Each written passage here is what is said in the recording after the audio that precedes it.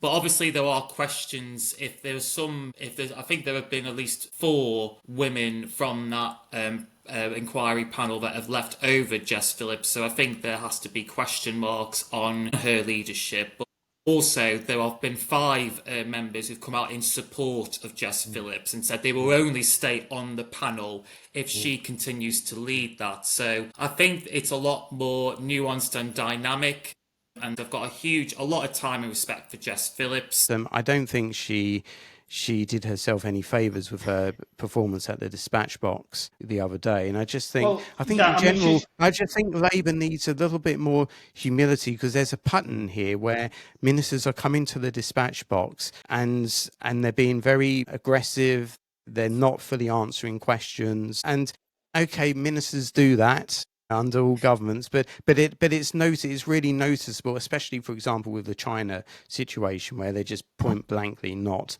answering questions. I just think a bit of humility and just a bit of self-reflection. And I'm a big I'm a big fan of hers. I think she's a very much needed kind of working class voice in Parliament, and that there aren't enough of those. I think it's fair to say, and point was made by Labour members during that session, that there's no other single person in the House of Commons who has raised these issues more than Jess Phillips. But having said that, I do think that she was very defensive in that session. I do think she could have approached the session with a bit more humility.